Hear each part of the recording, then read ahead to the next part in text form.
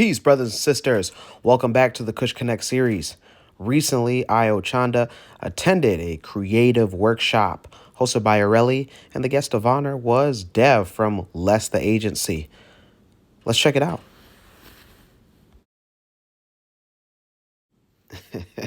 So, yeah, on my way there, I realized I'm late.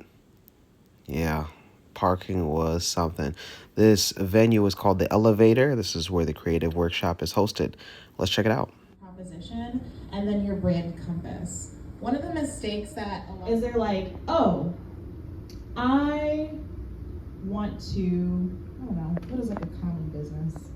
I want to start a clothing company. Okay, you and 60 other million people, right? Like, what is your competitive advantage? How do people come to you and have a better experience than they would X brand?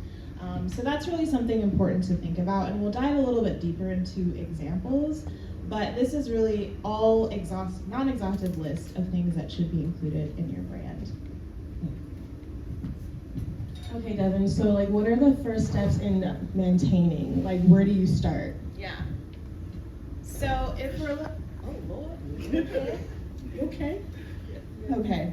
If we're looking at this list in particular, I would start with your competitive advantage, like you mentioned, and then your brand compass. Your brand compass is mission, vision, values, and strategic objectives, right? So those are the things that are going to really be down the road, but what are you chasing after?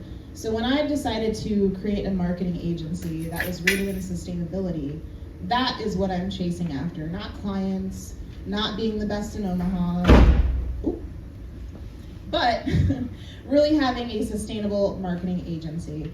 And so that was a part of my mission. So the reason that it's called the brand compass is because if we visually think about a compass is pointing north. It's trying to get you to that North Star. So think about that for your company. What are we chasing after? And it cannot be always the monetary piece of it. So that's a big part into your continuity, is thinking about what are we going after? And then how do we differentiate ourselves in the marketplace? There's a lot of things that are exactly the same, but there's a reason that you go to Starbucks versus Scooters, or there's a reason that you shop local versus going to Fashion Nova. So think about those competitive advantages that you can have in the marketplace. Okay, so those were really, really good points. So can you talk about how does brand tone align with all of that? Yeah. I actually have a slide. If we go the other way. Go back. No, forward, sorry. This is forward. Okay, keep going forward. We kind of hit on some of these things. Keep going. Keep going. All right, so I don't know if there's audio, and if there's not, it's fine, but you all have probably seen this. This boy me and my DX think I'm pretty. So if you've seen or heard that audio, it's really important to think and understand where that originally came from. There is a movement, so a lot of y'all have heard in my bio, a good chunk of the work that I do is in equity, diversity, and inclusion. So to this work, I bring this lens of how do we make sure that we're not harming communities in the process of selling something. And so a lot of times what can happen is a Black creator of some sort will put out some sort of content, and then like social media gets a hold of it, Gen Z, the teens, TikTok, all the things happening. I see you nodding in agreement. And so what happens is now we have all these TikTokers using this clip of audio with no context to what it really is. So it's important for your brand tone to be authentic. I think I said that on there. Yeah. Where there's trust, there's authenticity. So before you engage with trending audio, dig a little bit deeper. So like Elevator, for example. It would not make any contextual sense for Elevator to use this clip or use the sound over a video, right? Like of them walking through the hallways, this boy, like, it doesn't make any sense.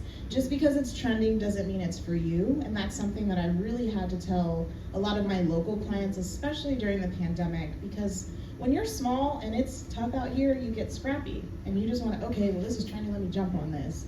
No, if it doesn't align with your brand tone, it's not for you, and that's okay. An alternative example that could be good is that Little Miss trend, where it's like Little Miss, Sustainable, Little Miss, whatever.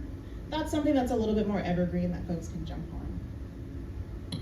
Yeah, I remember using Little Miss for UMC as well. Like finding, not all trends are good, and it can actually break your business in a way, and cause controversial and all of that. So, like you said, it's really important to make sure it aligns with your brand and that it makes sense and it's positive in a way. Okay. So one thing I want to get into is, how does brand consistency affect customer loyalty? So how do you reel these people in, get them to stay, get them to choose a local coffee shop instead of Starbucks? Right. If we could navigate back to the slide with pattern beauty, because part of that is brand positioning. So position, just as it sounds, is how you are showing up. So think about, you have this large marketplace. You want to define what category you are in. So this is where we're going to get interactive. Who in the audience is a business owner? All right, come on. What business do you own? Media team. Okay. Okay, nice. Anyone else? All right, entrepreneurs, don't be shy. And so all of those industries, so we have a lot of folks in the media industry, right? So within that specific industry, you want to think about, how is your brand different than your brand, and vice versa, right? So that's really important. So once you position yourself, then you're able to really think about, who are my people? One of the things that the agency I really pride myself on is, I do not have a desire to work with every business in Omaha. I have a very niche clientele that works for me. The moment that I stepped out of that niche is every time I got burned. I played myself and regretted it immediately. So I do a lot of work with small emerging businesses, woman-owned, BIPOC-owned. Those are like my people. Anyone outside of that, the pace in which I approach marketing frustrates them, because they're like, why are we not growing so fast? Why are we not jumping on every trend? Why are we not doing this? But for me, sustainability is my brand compass, and so I'm thinking about the long term versus those immediate results. So that continuity is really going to come with, how do you position yourself, who are your people, and how do you stay authentic in that space?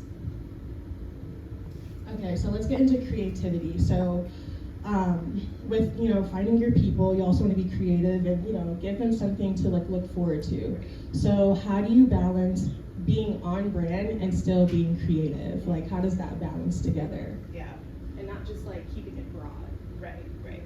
Yeah, so, I think trends are great, and we have access to them in a way that we historically have not, and we're able to see consumer trends sort of play out, like on TikTok.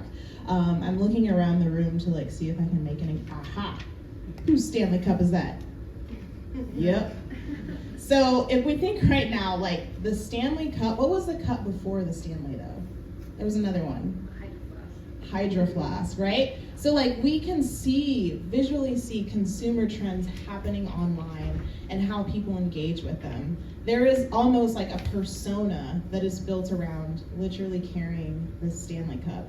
I was in a conference the other day, and someone was like, it's my emotional support water bottle. And I'm like, wow, sometimes I just carry around an empty water bottle because it's my emotional support. So I think, when we think about trends, we have to think about it in the way that makes sense for our brand to jump on, that is sustainable financially, and just even people capital, right?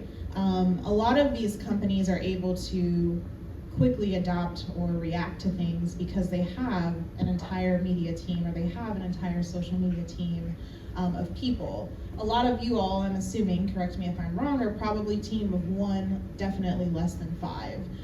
So you're not able to...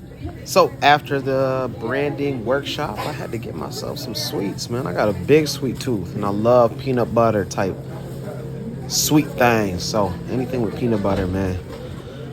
And yeah, look at this place. This is a place just for people who got a sweet tooth. Imagine. This... People in Africa, heads up, man. This is something that you guys can start. This is a business opportunity.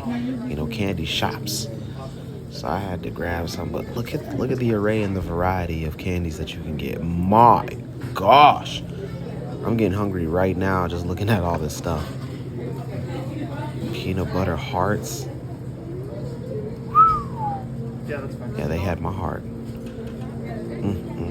One of my favorites in this place is the Buckeyes. I'm a Michigan State fan, but I like the Buckeyes. And look at that peanut chocolate covered flavored chips.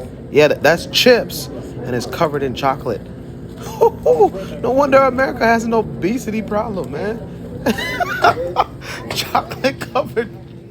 To contact Dev and her consulting at Less the Agency, read in the description box below. See you guys next time.